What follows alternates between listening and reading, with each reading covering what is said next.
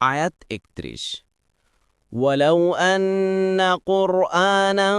سيرت به الجبال أو قطعت به الأرض أو كلم به الموتى بل لله الأمر جميعا أفلم ييأس الذين آمنوا أن لو يشاء الله لهدى الناس جميعا ولا يزال الذين كفروا تصيبهم بما صنعوا قارعة أو تحل قريبا من دارهم حتى يأتي وعد الله إن الله لا يخلف الميعاد অনুবাদ আর যদি কোরআন এমন হতো যা দ্বারা পর্বতকে গতিশীল করা যেত অথবা জমিনকে টুকরো টুকরো করা যেত অথবা মৃতের সাথে কথা বলা যেত কিন্তু সব বিষয়ই আল্লাহর ইখতিয়ারভুক্ত তবে কি যারা ঈমান এনেছে তারা জানে না যে আল্লাহ ইচ্ছা করলে সবাইকেই সৎপথে পরিচালিত করতে পারতেন আর যারা কুফরি করেছে তাদের কর্মকাণ্ডের কারণে তাদের বিপর্যয় ঘটতেই থাকবে অথবা বিপর্যয় তাদের আবাসের আশেপাশে আপতিত হতেই থাকবে যতক্ষণ পর্যন্ত না আল্লাহর প্রতিশ্রুতি এসে পড়বে নিশ্চয় আল্লাহ প্রতিশ্রুতির ব্যতিক্রম করেন না তাফসীর ১ এখানে উত্তর ঊর্ধ্ব আছে কিন্তু ঊর্ধ্ব পদটি নির্ধারণে বিভিন্ন মত এসেছে ১ কোনো মুফাসসির বলেন আয়াতের অর্থ হবে যদি কোরআন এমন হতো যা দ্বারা পর্বতকে গতিশীল করা যেত অথবা জমিনকে টুকরো টুকরো করা যেত অথবা মৃতের সাথে কথা বলা যেত তবুও তারা তাতে বিশ্বাস করত না তারা রহমানের সাথে কুফরি করত পূর্ববর্তী আয়াতে বলা হয়েছে এবং তারা রহমানের সাথে কুফরি করছে এ বাক্যটি উপরোক্ত অর্থের সপক্ষে জোরালো দলিল ২ কোনো মুফাসসির বলেন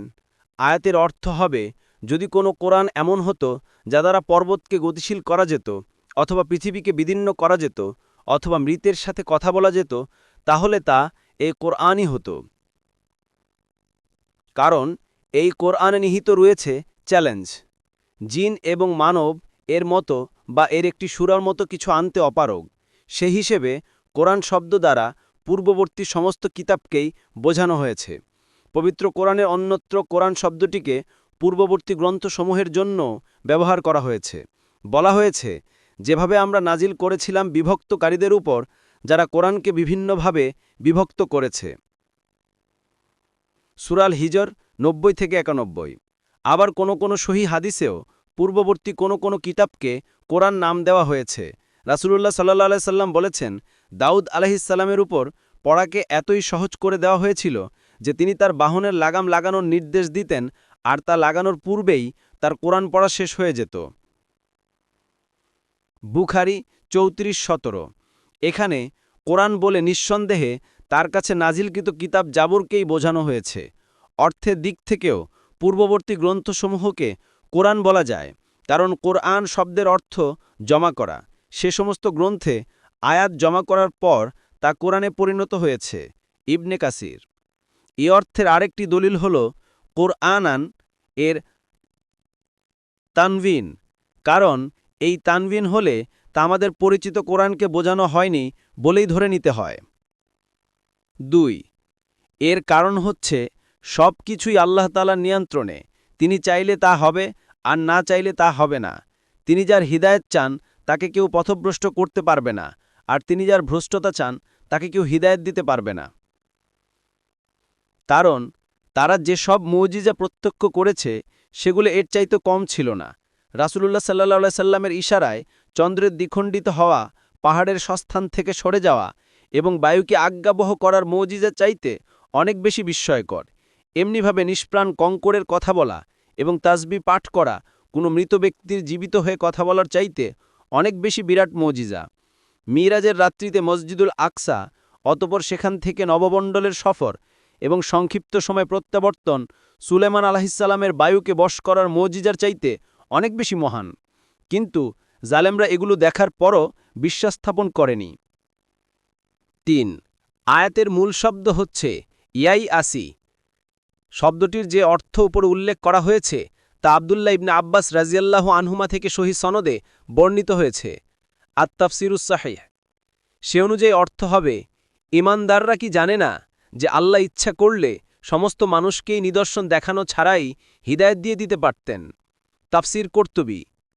তাছাড়া শব্দটির অন্য আরেকটি অর্থ হল নিরাশ হওয়া। তখন আয়াতের ভাবার্থ এইভাবে বলতে হবে যে মুসলিমরা মুশরিকদের হঠকারিতে দেখে ও জানা সত্ত্বেও এখন পর্যন্ত তাদের ঈমানের ব্যাপারে নিরাশ হয়নি। আল্লাহ ইচ্ছা করলে তবে সমস্ত মানুষকেই তিনি হিদায়াত প্রদান করতে পারতেন, কারণ মুসলিমরা মুশরিকদের পক্ষ থেকে বারবার নিদর্শন দেখানোর দাবি শুনত। ফলে তাদের মন অস্থির হয়ে উঠত। তারা মনে করত, আহারে, যদি এদেরকে এমন কোনো নিদর্শন দেখিয়ে দেওয়া যেত যার ফলে তারা মেনে নিত, তাহলে কতই না ভালো হতো। তাফসির কুরতুবী।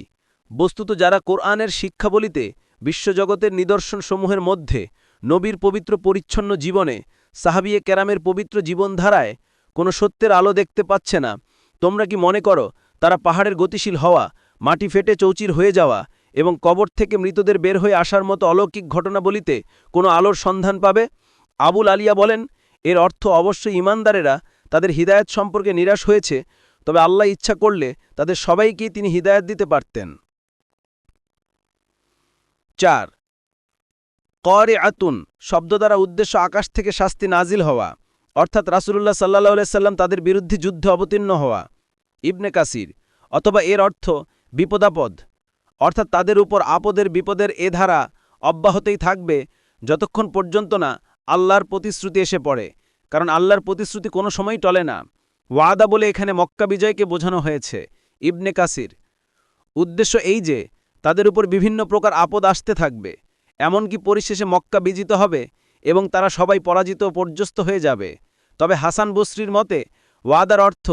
এ স্থলে কিয়ামত হতে পারে। ইবনে কাসির। এই ওয়াদা সব নবীদের সাথে সবসময় করা আছে। ওয়াদাকৃত সেই কিয়ামতের দিন প্রত্যেক কাফের ও অপরাধীকৃত কর্মের পুরোপুরি শাস্তি ভোগ করবে। ৫ অর্থাৎ তিনি রাসূলদের সাথে যে সমস্ত ওয়াদা করেছেন সেটা তিনি ভঙ্গ করেন না। তিনি তাদের ও তাদের অনুসারীদেরকে সাহায্য সহযোগিতার যে ওয়াদা করেছেন তা অবশ্যই ঘটবে, চাই তা দুনিয়াতে হোক বা আখেরাতে। ইবনে কাসির। অন্য আয়াতেও আল্লাহ তা বলেছেন, সুতরাং আপনি কখনো মনে করবেন না যে আল্লাহ তার রাসূলদের দেয়া প্রতিশ্রুতি ভঙ্গ করেন, নিশ্চয় আল্লাহ পরাক্রমশালী, প্রতিশোধ গ্রহণকারী। সূরা ইব্রাহিম ৪৭।